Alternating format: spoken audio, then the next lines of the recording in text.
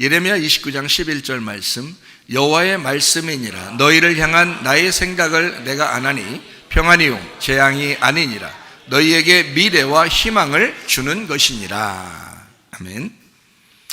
아주 좋은 말이에요. 소망으로의 초대, 여호와의 말씀이라 해놓고 우리에게 희망을 주는 것이다, 미래를 보장하는 것이다.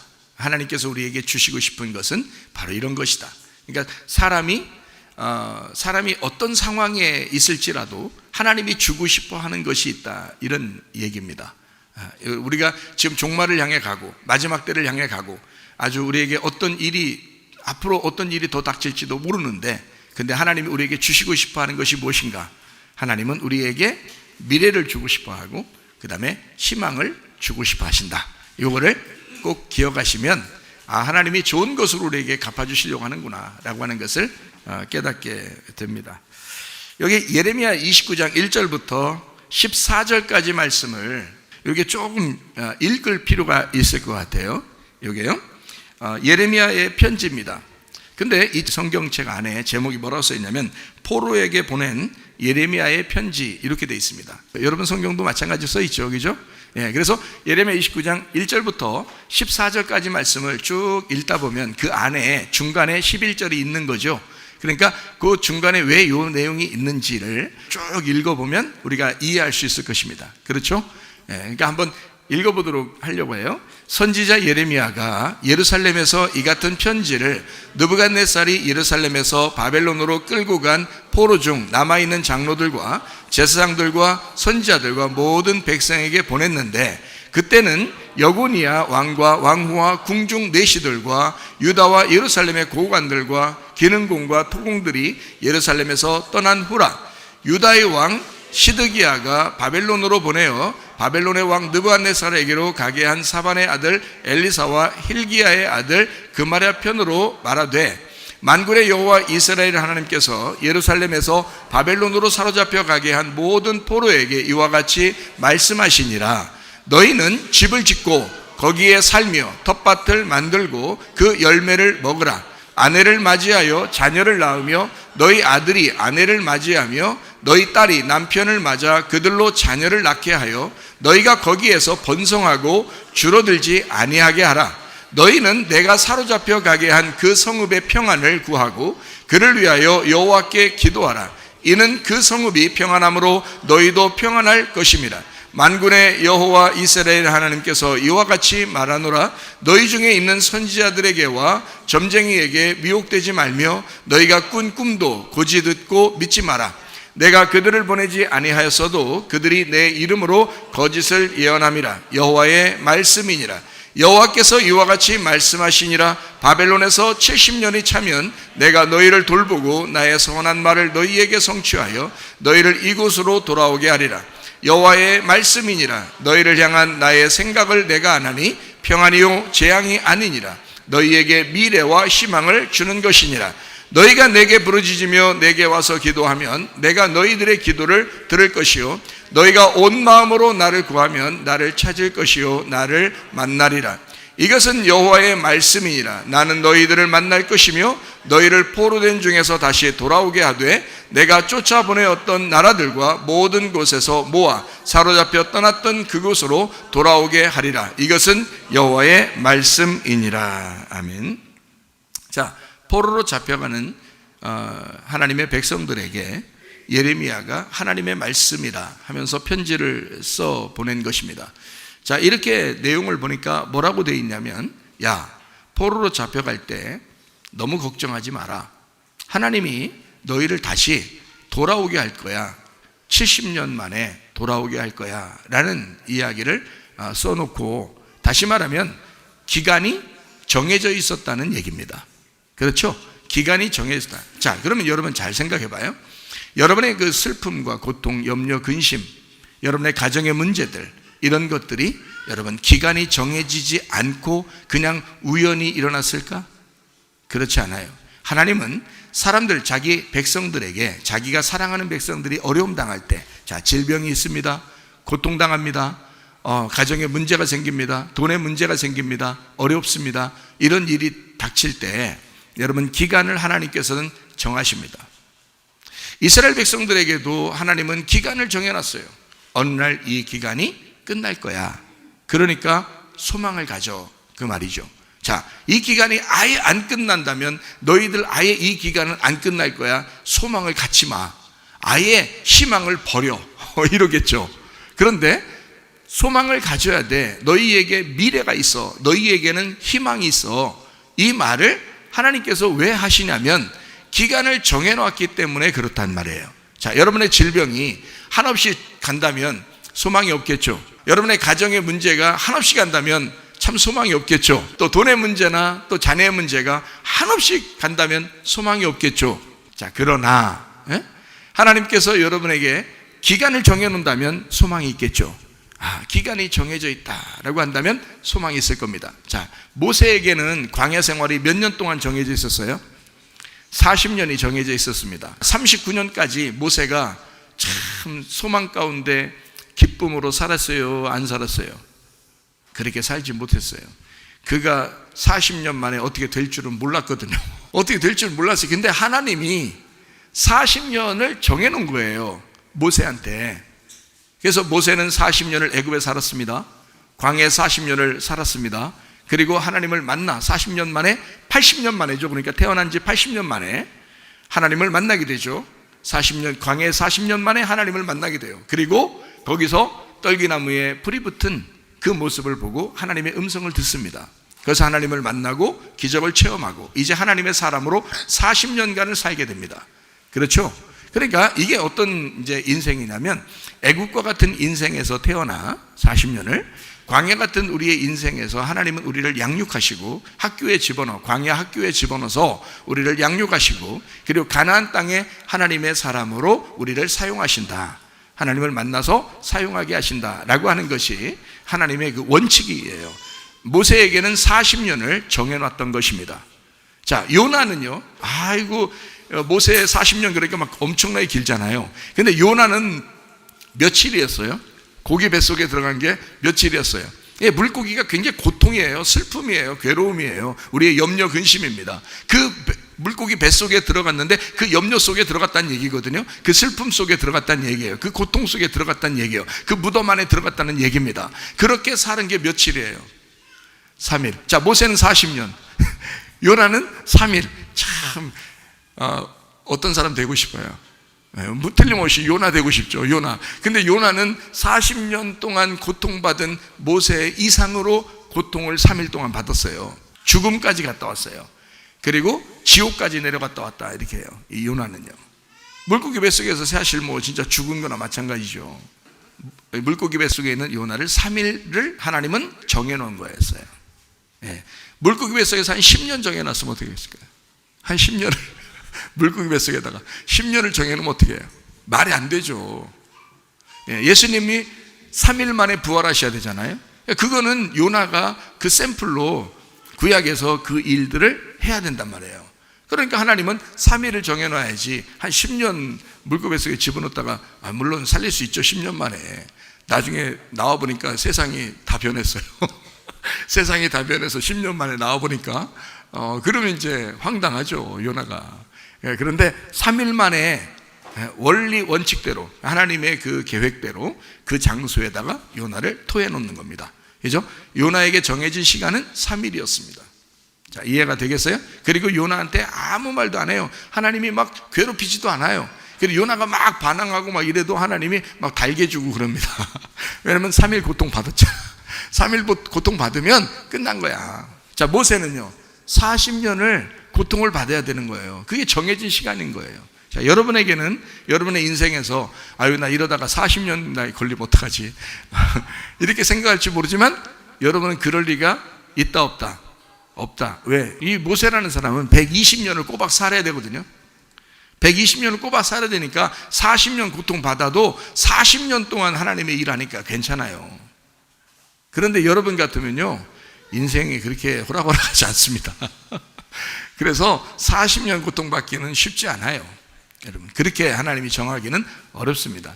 그리고 주님께서 복음으로 이제 우리에게는 복음으로 야 주님이 채찍에 맞음으로 너희가 다 나음을 얻었다라고 주님께서 하시기 때문에 이미 주님께서 다 고통을 받으셨기 때문에 너가 하나님하고 약속이 있고 응답이 있으면 그 응답대로 하실 거야. 그렇게. 그러니까 반드시 응답은 있다. 그러나 그 응답은 좋은 것으로 주시는 것이 응답이다.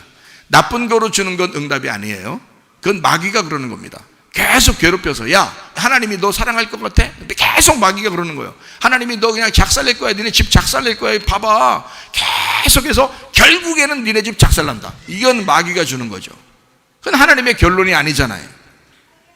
너 결국에는 뭐 그냥 힘들어진다, 더 힘들어진다, 괴롭힌다. 이거는 마귀가 그러는 거고요. 하나님이 우리에게 주시는 것은 우리에게 반드시 미래라고 하는 게 있어요. 희망을 주십니다. 그게 하나님이 주시는 건데요. 여러분, 그래서 성경은 오늘이라는 것과 내일이라는 것이 있어요. 자, 오늘은 누구의 날이에요? 나의 날입니다. 내게 주어진 날이에요. 내가 오늘 숨을 쉬고 내가 오늘 무엇을 먹고 마시면서 내가 오늘 무슨 생각을 하고 무슨 말을 하고 무슨 행동을 하며 살 것인가는 오늘 우리에게 주어진, 내게 주어진 삶을 내가 살아야 되는 거예요. 그런 나의 삶을 그날 망쳐버리는 사람들이 있어서 그런 거죠. 그날 망쳐버리지 말아야죠. 왜냐하면 우리에게는 그 오늘이 또 끝나거든요.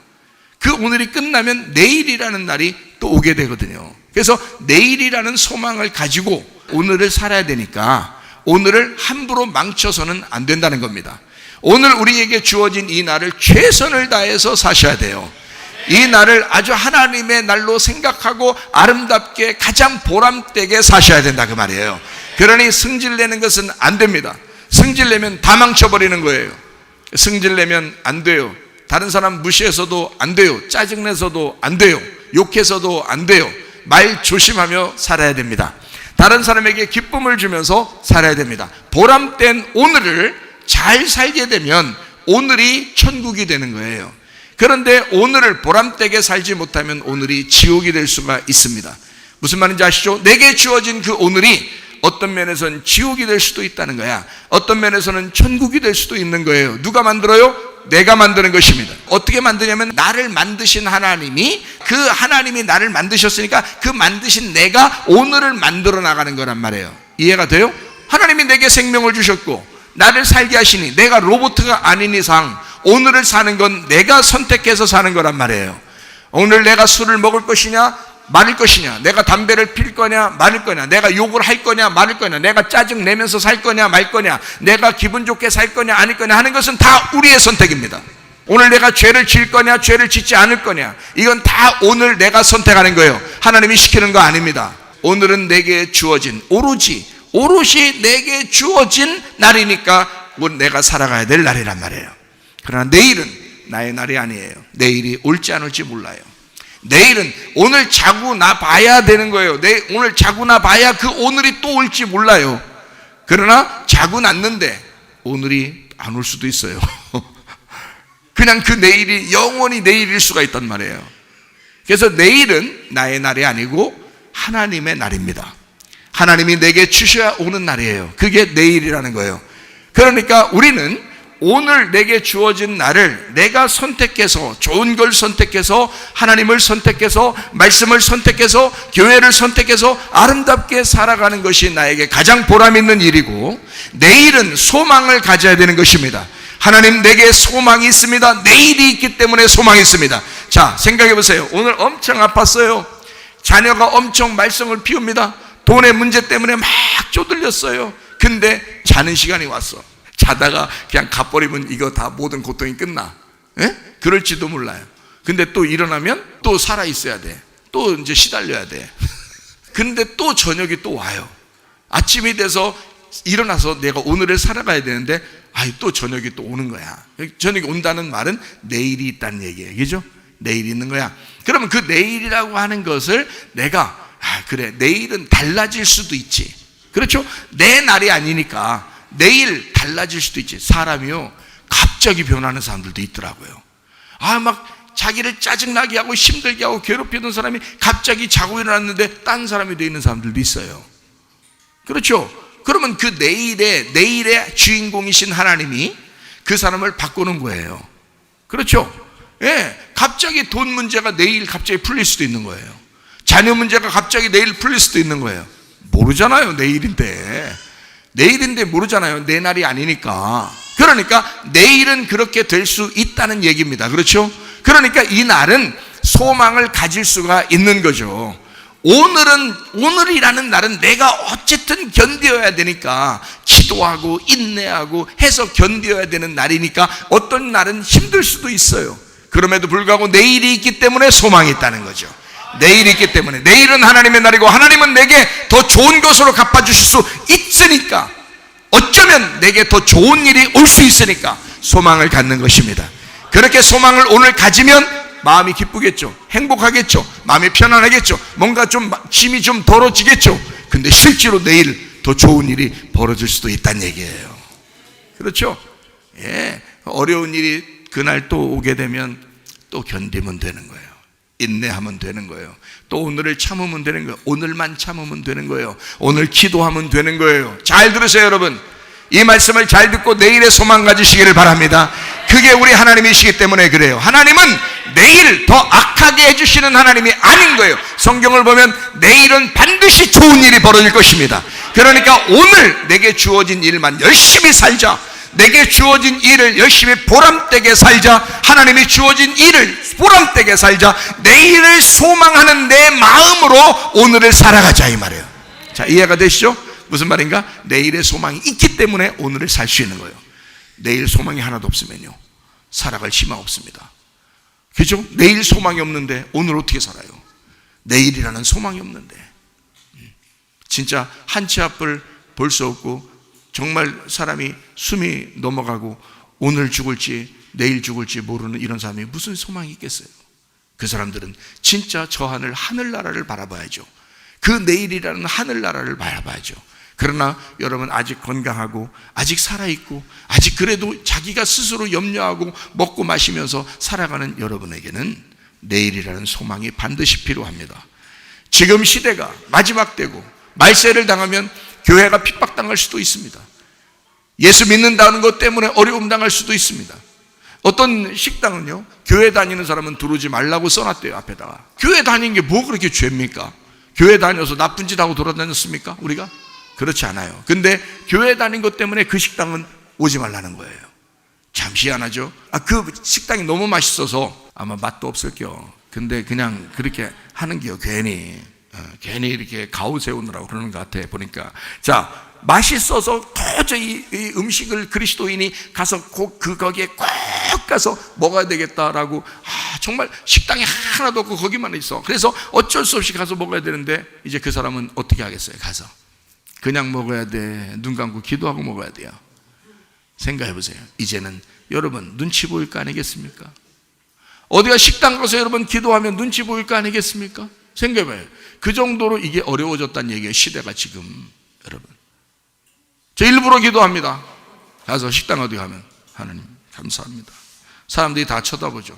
쳐다보는 거 알아요. 기도합니다. 나는 나의 하나님을 버릴 수 없습니다. 기도합니다. 그리고 식사합니다.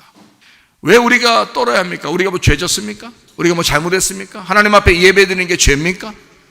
어느 날 하나님이 우리 이 세상을 심판할 때에 다 모든 게 판가름 날 텐데, 결국에 어떤 것이 옳은 것이며 어떤 것이 옳지 않은 것인 것을, 어떤 게 진실이며 어떤 게 거짓인 것을 하나님이 다 밝혀주실 텐데요, 언젠가 다 나타날 텐데요, 언젠가 그 진리는 다 드러나게 될 텐데요.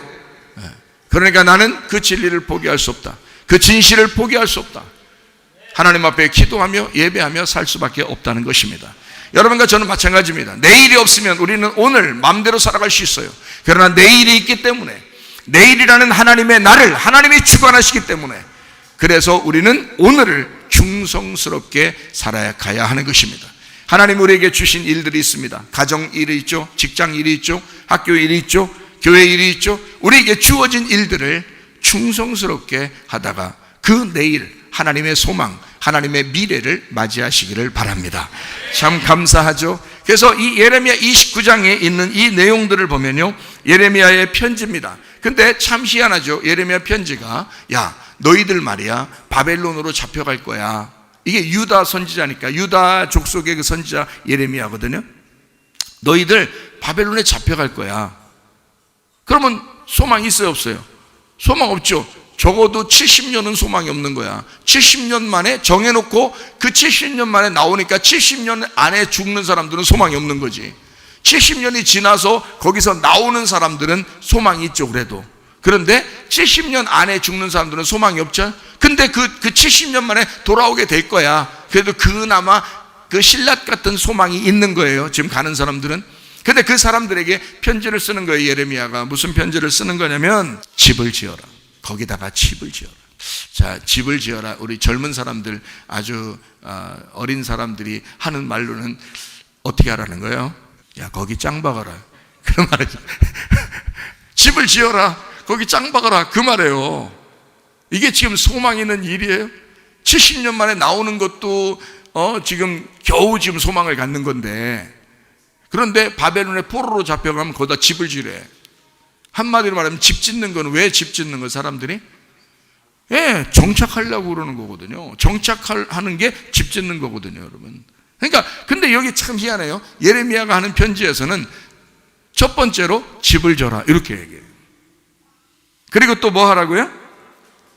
거기서 살면서 농사지래요.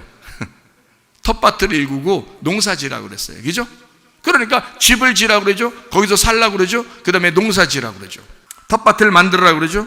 그리고 거기서 나는 열매를 먹어라 그랬어요. 너희들이 농사 지어서 나오는 그 열매를 먹어라. 그리고 또 아내를 삼아서 자녀를 낳아라. 그러니까 한마디로 말하면 아예 거기서 그냥 눌러 앉아라는 얘기예요. 그죠? 예레미야 편지가 좀 이상하지 않습니까? 거기서 지금 바벨론 포로로 잡혀가면 이건 완전 포로들인데 노예와 같은 것인데, 이 사람들이 무슨 희망이 있어서 거기서 집을 짓고 농사 지면서 열매를 맺고 아내를 맞이해서 자녀를 낳아요? 무슨 소망이 있어서? 그렇지 않아도 기분이 꿀꿀한데 매일 일어날 때 맨날 기분이 꿀꿀한데 그 사람들에게 이런 이야기를 하는 것입니다. 아내를 맞이해서 자녀를 낳고 자녀를 또 결혼시키래요. 자녀를 결혼시켜서 또 자녀를 낳게 하래요. 그러니까 아예 거기서 그냥 살 생각을 가지고 살으라는 얘기예요. 그리고 번성하게 하라. 거기서 번성하게 하라.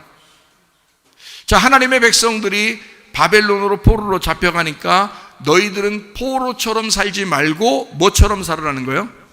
당당하게 애 낳고 집 짓고 농사 짓고 그렇게 열매 먹으면서 당당하게 살아라.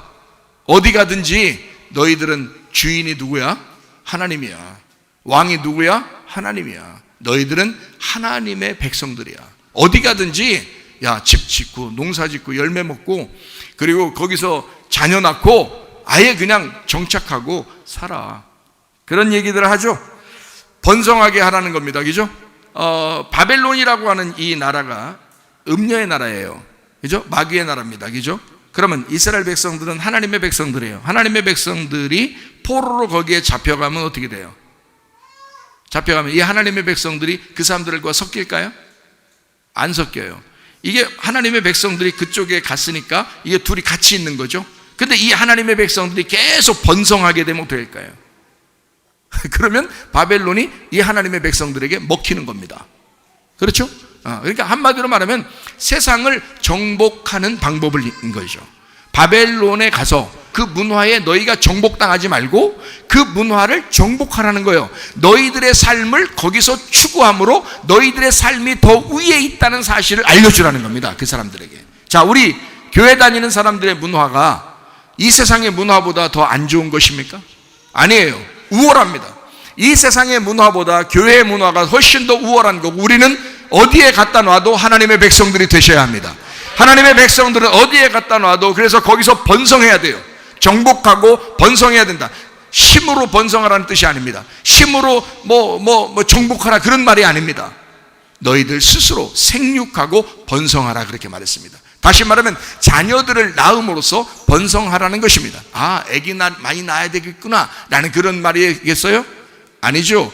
여러분 속에 있는 예수, 여러분 속에 있는 그 말씀을 계속 번지게 함으로써 그 말씀이 이것을 생육하고 번성해서 그 나라를 정복하도록 해라, 이 말입니다. 그래서 다니엘 같은 사람 한 사람이 바벨론에 끼친 영향이 얼마나 큽니까? 메데 바사의 나라에 다니엘이라는 사람이 끼친 영향이 얼마나 무섭습니까? 그렇죠?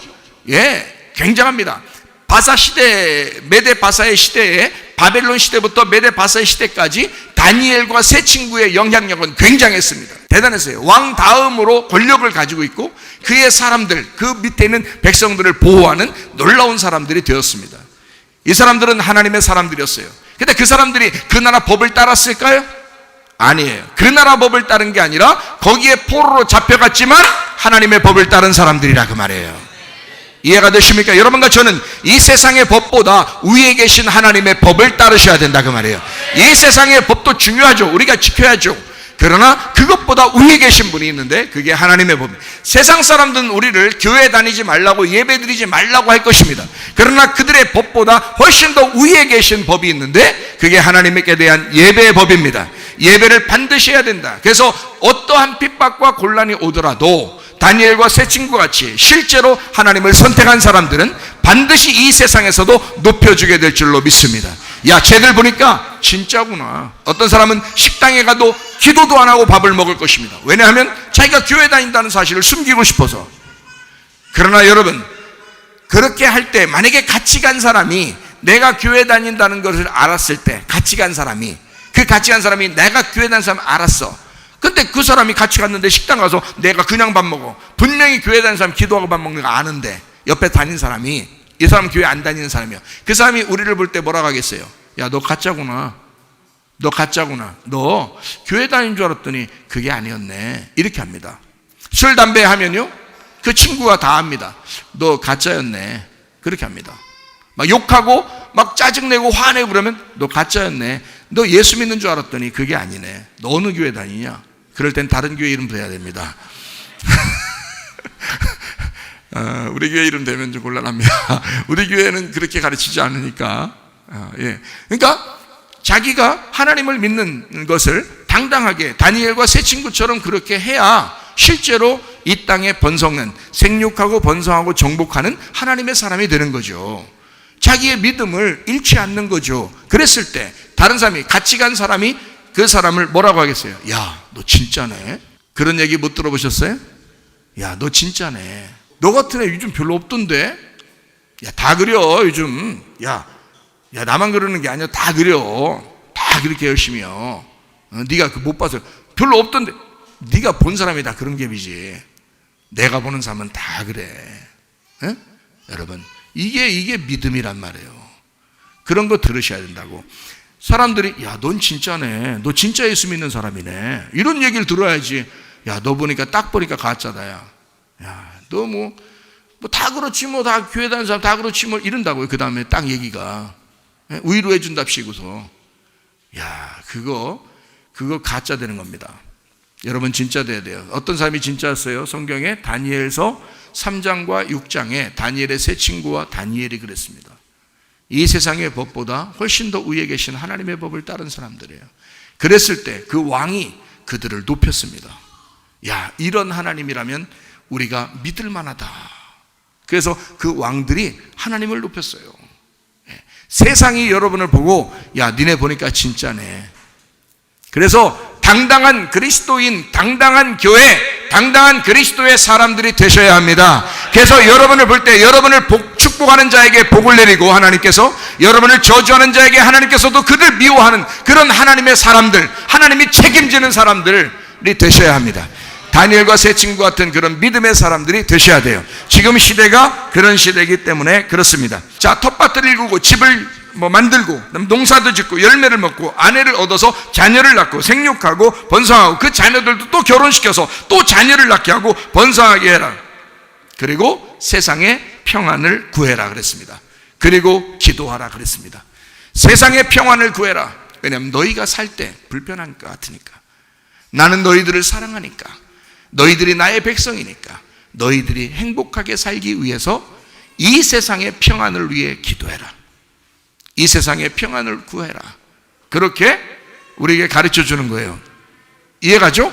예, 우리 때문에 그렇습니다. 우리 하나님의 백성인 우리를 자기 자녀들이 행복해야 되고 자기 자녀가 평안해야 되니까 너희들 때문에라도 이 세상에 평안해야 되겠다, 이런 거죠. 그래서 예수 잘 믿는 나라는 복 받고요, 예수 잘 믿는 나라는 이상하게 더 잘 됩니다.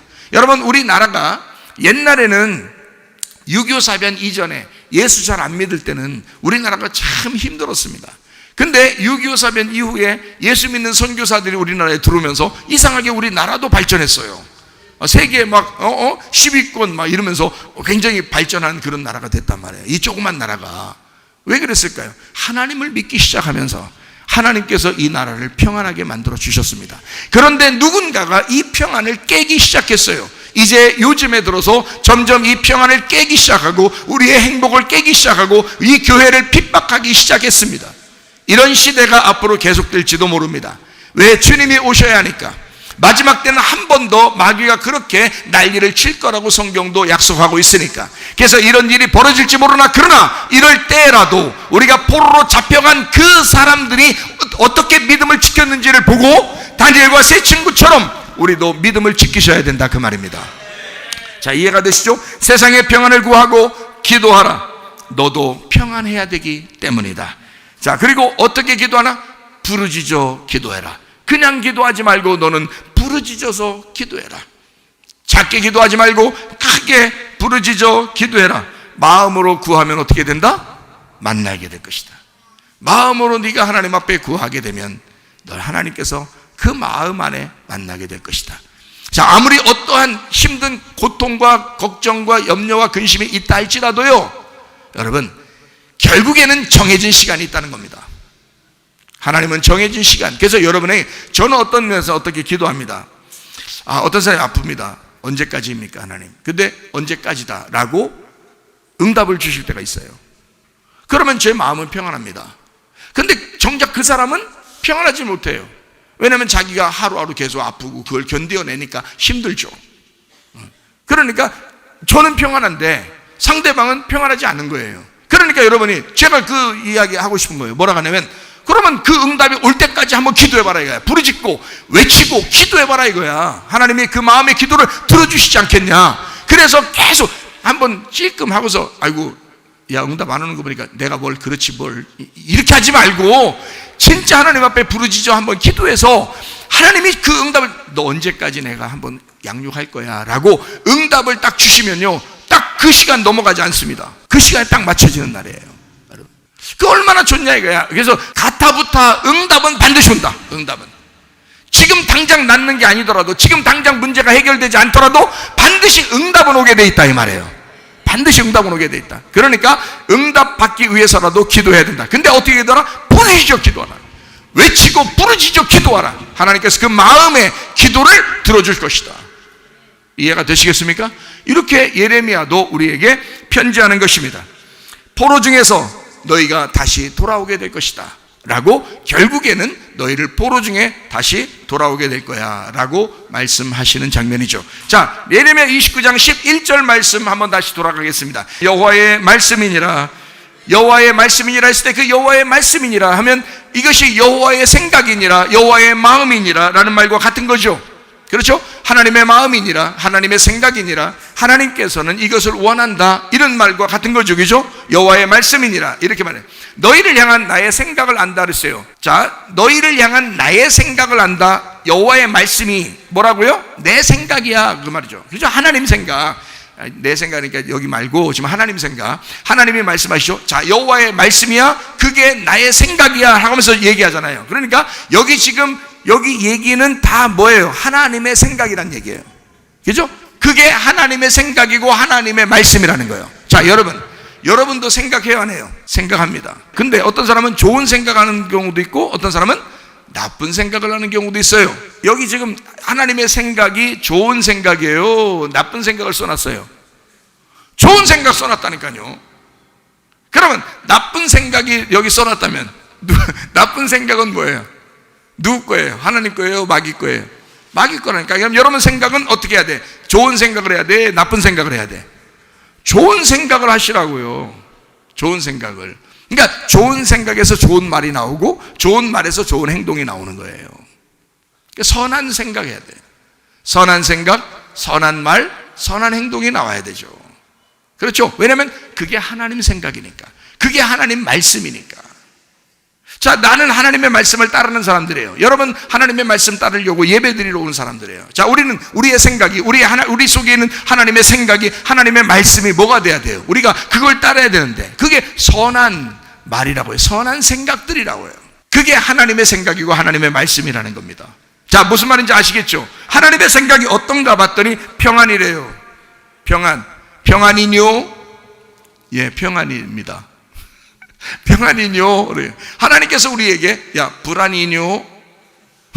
슬픔이뇨? 뭐 괴로움이뇨? 고통이뇨? 고통 이렇게 얘기하겠냐고. 하나님은 우리에게 야, 평안하뇨? 평안이 나의 생각이야. 불안하거나 슬프거나 괴로웠거나 염려하거나 근심하거나 다 누가 생각한 거예요? 자기가 생각한 거예요. 자기가 생각하고 자기가 끌어들인 거예요, 그걸. 근데 하나님의 생각은 우리에게 뭘 주고 싶어 한 거다? 평안. 목사님, 자, 이런 문제가 생겼는데 하나님의 평안이 안 오고 난 불안합니다, 힘듭니다, 염려가 있습니다, 근심합니다. 우리 슬퍼하지 말라는 거 아니죠. 슬퍼할 수 있죠, 근심할 수 있죠. 그러나 이거 할 때 뭐 하라고요? 계속 슬퍼하라고요? 계속 우울하라고요? 공황장애 생길 때까지? 누가 이기나 한번 해보겠다고요? 자, 이렇게 한번 해야 됩니까? 자, 이런 것이 왔을 때는 이제 어떻게 해야 되는 거예요? 외치고 부르짖으라는 거예요. 뭐가 올 때까지? 평안이 올 때까지, 응답이 올 때까지 그렇게 하라는 거예요. 왜 그건 안 해놓고 자기 혼자 염려하고 근심하며 슬퍼하면서 자기가 오로지 나는 이렇게 살 수밖에 없어 라고 왜 결정을 하느냐, 결론을 짓느냐, 그 말이에요. 아니죠. 하나님께서 여러분에게 생각을 주실 때까지, 평안이 올 때까지, 생각이 바뀔 때까지 기도하시라, 그 말입니다. 아니, 그것을 주시는 것은 하나님이지만 내가 기도하는 건 내가 기도해야죠. 오늘 주신 건 하나님이고 오늘을 살아가야 되는 건 나니까 내가 오늘을 살아갈 때 가장 보람있고 가장 기도해야 할 문제가 뭐냐 이거야. 그것을 놓고 하나님 앞에 기도하라는 거지. 그건 누가 해야 돼요? 내가 기도해야 된다는 거죠. 하나님 앞에 평안이신 하나님에게 내가 기도하는 거죠. 이해가 되시겠습니까? 치료이신 하나님에게 내 질병을 놓고 기도해야죠. 문제 해결자이신 하나님에게 내 문제를 놓고 하나님 앞에 기도해야죠. 이해가 되겠습니까? 내 재정의 문제가 있을 때 그 문제를 해결하실 하나님께 내 재정의 문제를 하나님 앞에 기도해야죠. 이해가 되십니까? 하나님은 여러분의 환경을 바꿔서라도 하나님이 해결해 주시려고 하시는 분이시다. 그러므로 그 하나님 앞에 기도하라. 여호와의 말씀, 그 여호와의 생각이 뭐냐? 우리에게 평안이다. 샬롬, 샬람, 샬롬. 행복한, 안전한, 안녕. 애들한테만 안녕 그러지 말고 여러분 자신의 마음에도 안녕 해야 됩니다. 안녕이 와야 돼. 안녕. 그래서 안녕하세요 라고 인사하는 건 참 잘하는 거예요. 참 잘했어요. 그래서 만날 때마다 안녕하세요, 이 참 잘했어요. 이거 누구 생각이에요? 여호와의 생각이라고 나와 있잖아요. 여호와의 생각이라고. 그게 평안이라고. 그게 하나님 우리에게 주고 싶어 한 거라고. 평안이라고. 평안하세요, 안녕하세요. 이건 하나님의 생각이에요. 하나님의 인사라고요. 하나님이 우리에게 말씀하시는 인사라고요. 자, 옆에 사람 한번 쳐다봐요. 그냥 평안하고 싶죠? 평안해 주고 싶죠? 평안이라는 말 해주고 싶죠? 그게 하나님의 생각이니까 그렇습니다. 평안하다, 안전하다, 샬람. 평안하다, 안전하다, 완성하다, 완전하다, 번성하다. 자, 이것이 완전해진다, 완성된다 이 말입니다. 자, 평안이 안 왔는데 완성됐어요? 아니죠. 평안이 와야 됩니다. 여러분 마음이 왜 괴로운 줄 아십니까? 마음에 평안이 안 와서 그래요. 그러니까 스트레스가 안 좋다고 그러잖아. 이거 별 생각이, 잡된 생각들이 다 그게 하나님 생각은 아니야. 다 자기가 생각하는 거야. 그 온갖 잡된 생각들을 막 하면서 불안하고 뭔가 염려 있고 근심하고 막 그러거든요. 그럴 때 하나님 앞에 기도하세요. 하나님, 내게 평안을 주십시오. 하나님의 평안이 올 때까지 내가 기도하겠습니다. 그렇게 해보시라고요. 내가 돈 벌 때까지 열심히 일하겠습니다. 이런 건 열심히 하면서 말이에요. 몇 점 나올 때까지 내가 열심히 공부하겠습니다. 뭐 이런 걸 하면서 왜 평안이 올 때까지 기도하겠습니다. 이런 걸 안 하냐고 생각해보라고요. 이해가 되시겠어요? 마음의 평안이 오면 속에 있는 게 점점 좋아집니다.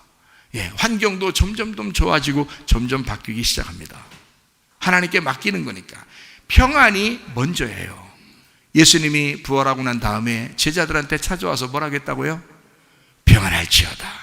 왜 다른 말도 그렇게 많은데 왜 그거 먼저 얘기했을까? 그게 우선이니까 그래. 네 마음에 평안이 오는 게 그게 부활이야. 그게 천국이라고. 여러분, 가정에서도 가장 우선되게 있어야 될 게 뭐겠어요? 평안이에요. 그게 행복입니다. 그게 천국이에요. 교회에서도 가장 우선되게 있어야 되는 게 뭐겠어요? 평안이에요. 그게 행복이에요. 그게 천국이에요. 여러분 마음속에 가장 먼저 우리에게 찾아와야 될 게 뭐겠어요? 평안입니다. 예, 행복입니다. 그게 천국이기 때문입니다. 자, 재앙이 아니로다. 이 재앙이라는 것이 라라는 말이거든요. 라, 나쁜, 악한, 상처, 해로운, 슬픈이란 말이에요. 자, 이런 하나님이 주시는 건 슬픈 게 아니다. 해로운 게 아니다. 악한 게 아니다. 너를 해롭게 하고 슬프게 하고 상처를 주는 게 아니라는 거예요. 하나님이 주시는 생각은 절대 여러분을 슬프게 만들지 않는. 왜 내가 슬퍼? 하나님이 나한테 슬프게 한 거 아니야? 아니에요. 여러분이 스스로 슬프게 만든 거예요. 하나님은 여러분에게 평안을 주고 싶어 하지 슬픔을 주고 싶어 하는 게 아니야. 하나님이 여러분에게 평안을 주고 싶어 하지 상처를 주고 싶어 하겠냐 이거야. 상처는 사람들에 의해서 받는 겁니다. 사람들이 사람에게 주는 거예요. 자기가 자기에게 상처를 냅니다. 다른 사람에게 또 자기가 상처를 줍니다. 아내는 남편에게 상처를 주고, 남편은 아내에게 상처를 주고, 부모는 자녀에게 상처를 주고, 자녀는 부모에게 상처를 줍니다. 다 이 악한 것이, 나쁜 것이, 마귀가 사람의 생각을 자꾸 바꿔놓는 거예요. 하나님의 생각으로 창조 질서로 돌아가야 되는데 자꾸 바꿔놔가지고 사람을 갖다가 불행하게 만들려고 하는 거예요. 평안하지 않고 불안하게 만들고 염려, 근심, 슬픔으로 살아가게 하고 상처받고 살게 하려고. 그래서 자기가 나 상처받았어 이런 얘기하는 사람 많죠. 야, 나 상처받았어. 내가 어릴 때 상처받은 사람이야. 내 상처를 아물질 못해. 나 상처 있는 사람이야. 건들지 마. 이러는. 더 건드려야 돼. 그 상처가 다 뽑아질 때까지 더 건드려 버려야 돼. 그렇지 않아요? 네 상처가 뭔데? 이 세상에 상처 못 받는 사람이 어디 있어? 이 세상에 상처 없는 사람이 어디냐고. 다 상처가 있어요.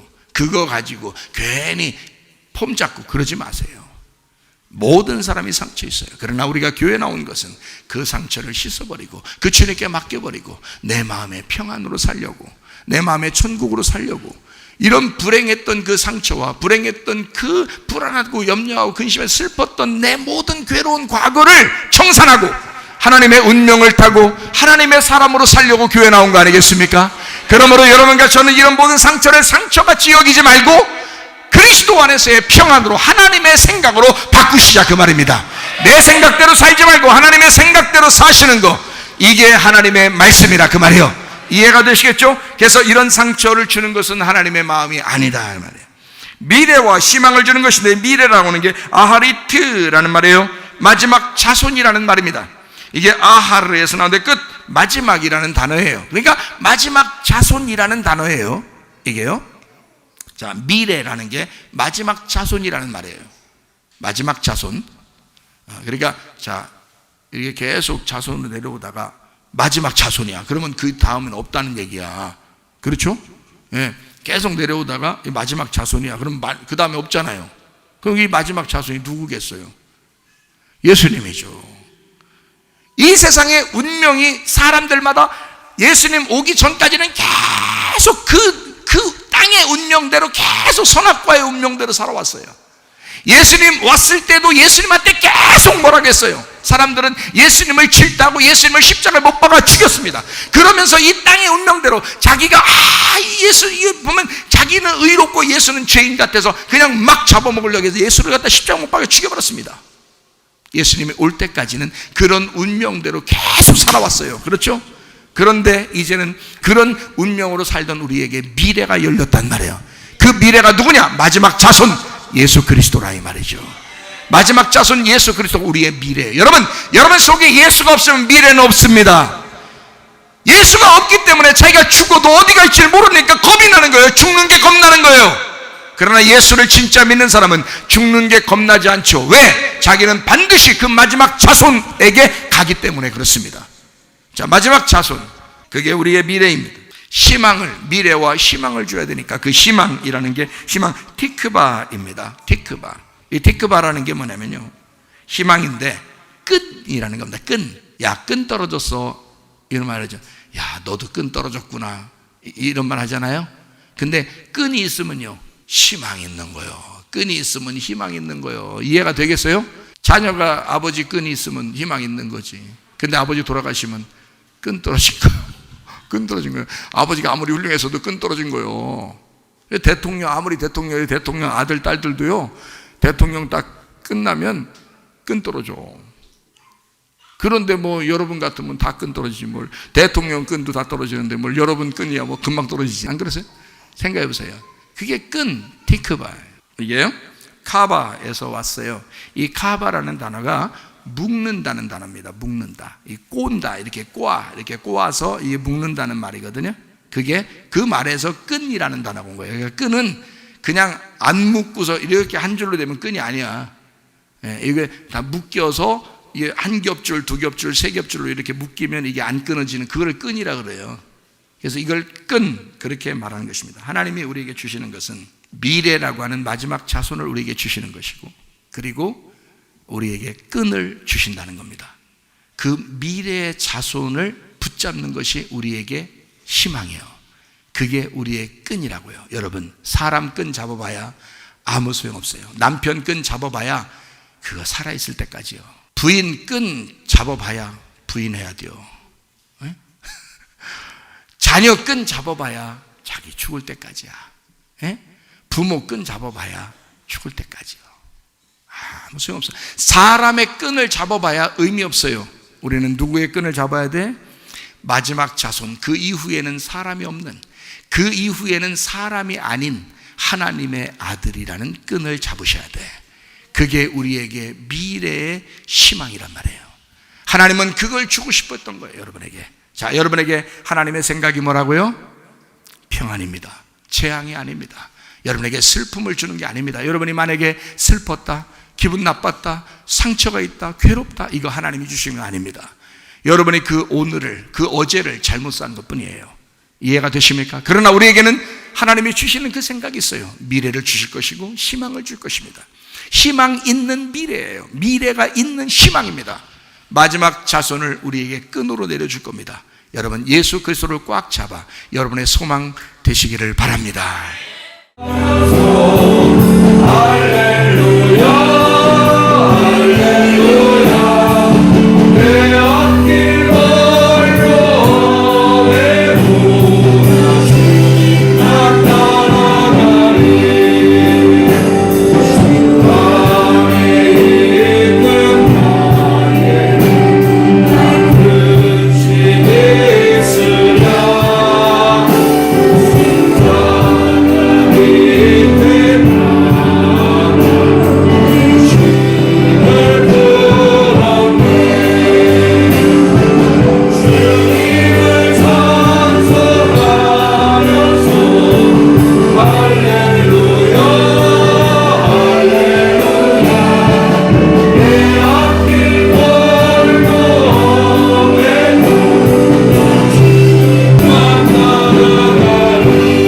기도하겠습니다. 우리 하나님 앞에 기도합니다. 하나님, 나를 붙들어 주시옵소서.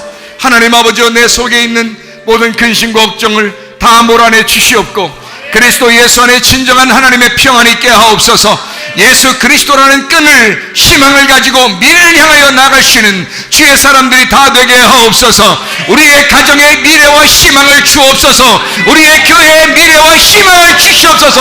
우리나라의 미래와 희망을 주시옵소서. 기도합니다. 우리 하나님 아버지여, 사랑과 은혜를 감사를 드립니다.